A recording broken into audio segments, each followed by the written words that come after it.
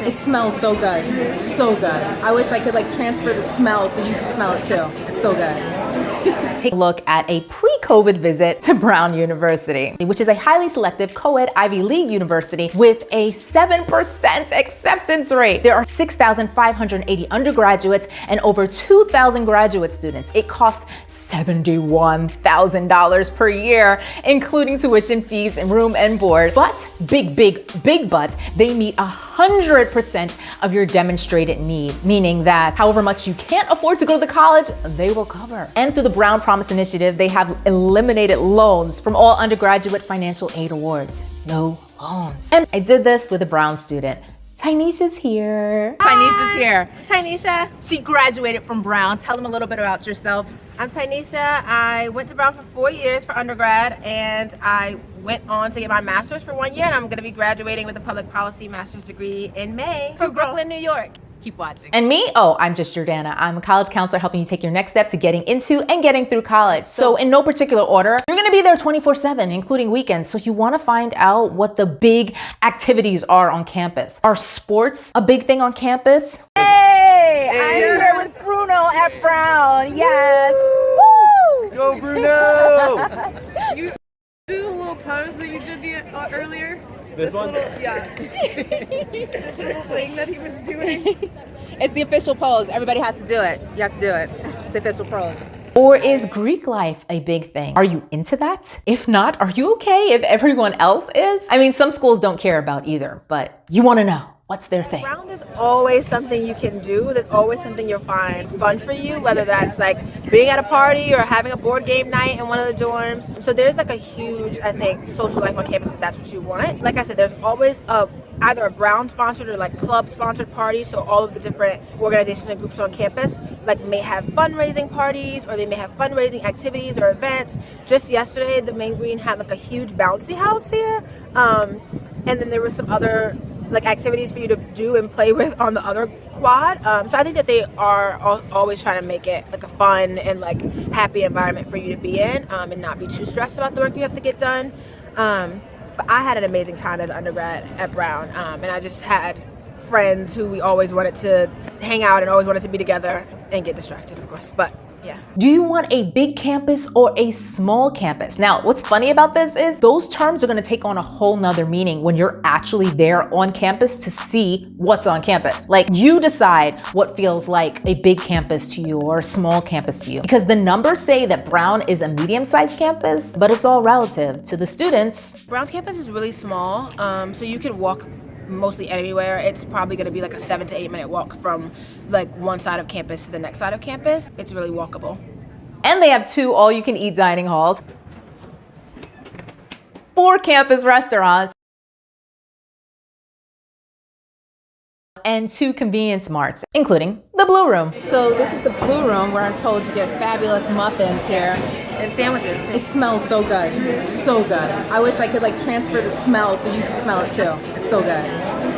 Now, you may have seen the website, the posters, the t-shirts, but don't assume that those pics of everyone sitting out and hanging out on the quad are really real. Find out, like, do students really enjoy being on campus and choose to hang out there? Or are the off-campus spots the spot to be? Now, you can prefer either. I'm just encouraging you though to make sure that you're actually getting what it is that you think you're signing up for.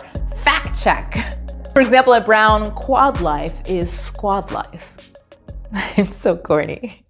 I actually love the Main Green. This is like one of my favorite places on campus because when it gets warm, one, you get distracted here, but everyone's just out here. Everyone's just hanging out. People like read or study, if you see, or just chill and like take a break between classes.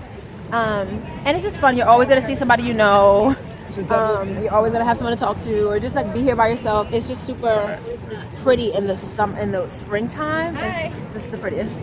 I love it.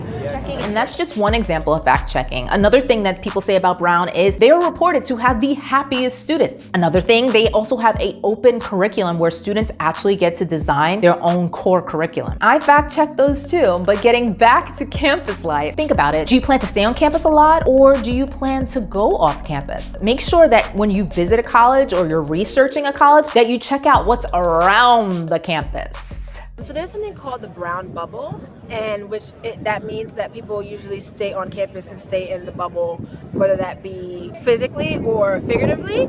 I tried to push against that when I got to Brown, and I went off campus a lot. So I always went to like the mall downtown or to different campuses around Rhode Island, such as Johnson & Wales University or University of Rhode Island, where there were other students that I could meet and just like hang out with that may have been even more relatable to me, or from Brooklyn or things like that. And I also went off campus to work a lot. So I like did internships off campus in different Providence communities because I felt that that was something I was passionate about and wanted to do, and I wanted to learn more about like the urban communities that were in the space that I'm in, and not just be in this very privileged community such as Brown. When it comes to housing, don't just look at dorm rooms, take it in with all of your senses. Ask lots of questions so that you can make sure that all of your needs are met and you can check your fit because you want to fit there too. For example, how much freedom will you have? Some colleges have residence assistants, but at Brown, they don't have residence assistants. Instead, they have some sort of peer mentor program. At Brown, they're called residential peer leaders because it's not super like strict, or they're not like a lot of rules or regulations you're really enforcing as an RA. It's just kind of to assist and like be there as a mentor and, you know, let people ask you questions. So yeah, more of a leader than a, you know, one who's like, you have to get calls and you have to be in your room at a certain curfew. Like that's not Brown at all. Be sure to observe. Brown has gender neutral and gender specific bathrooms. Inhale. This is her old dorm. Now I smell weed.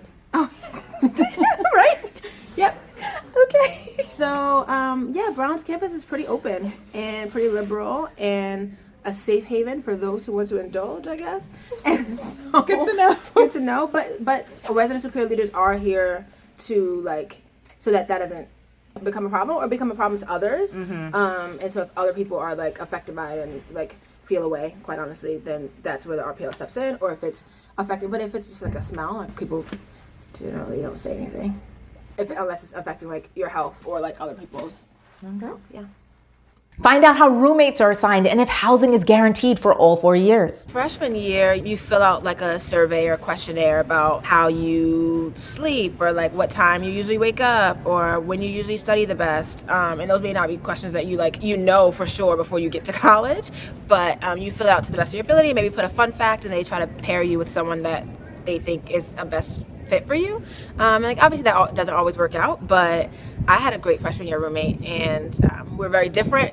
We actually lived in Kenny Quad and Archibald House, which is right behind us. No, so you only get housing for sure as a first year when you come in, and then for your sophomore and junior years, and you can go into the housing lottery with friends or with like a cohort. You can go up to maybe like 12 members, and you all select where you want to live on campus, and it's kind of a mad dash for housing. You'd be surprised at how a visit can shake up your entire college list. Originally, I wanted to go to Cornell University, which is another Ivy League school in Ithaca, New York.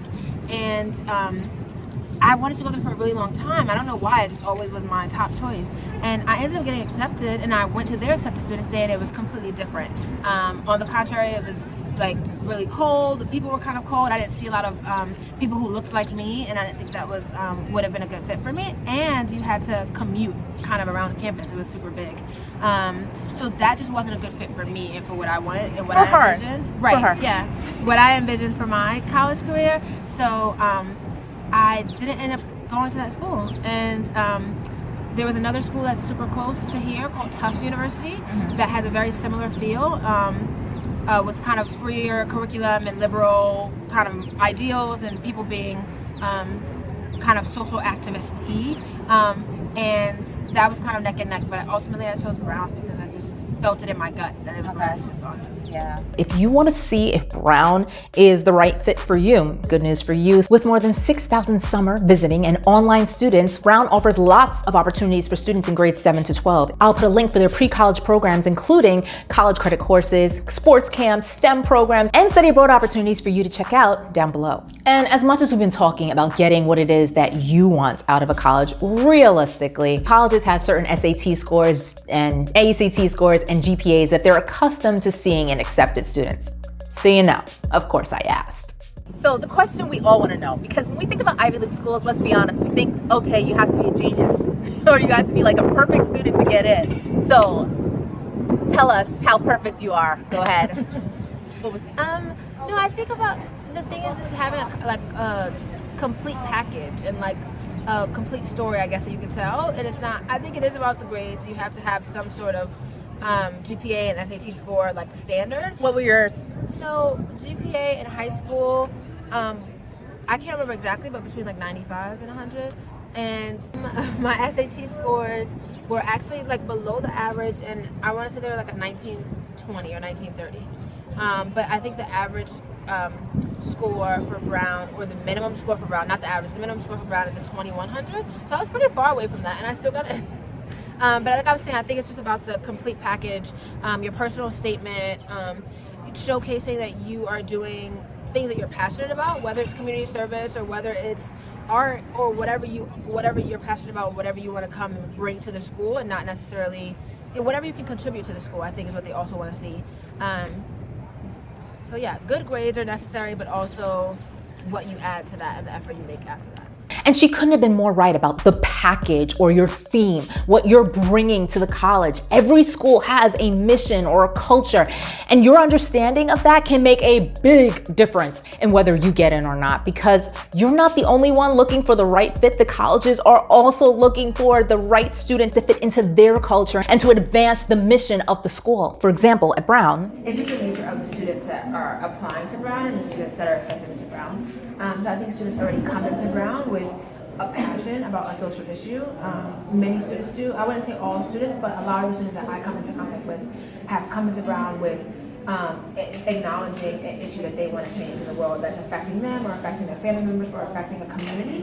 And so they come into Brown and they go into an organizing group or like an activity group or just a club that's focusing on that issue. And they always talk about how Brown students graduate and are not necessarily going into like the business world or to like consulting or just like these private companies, but they're going more so into the nonprofit sector, making their own company that's able to impact a community, going abroad and doing work. So I think it's about who they accept into Brown, who already has that drive, and then cultivating them to be able to go out into the real world and make a change once they graduate. there are a lot of other questions that I asked and could have asked, but I wanted to keep this as short as possible. So if you haven't seen the video where I talk about how to pick colleges and things to consider and look for, go ahead and check that out. It has everything that you need to consider when you're looking at a college, because every college is different, but I hope that seeing it play out in real life at a real college campus helped you. Like maybe now you're more clear on something that you don't want,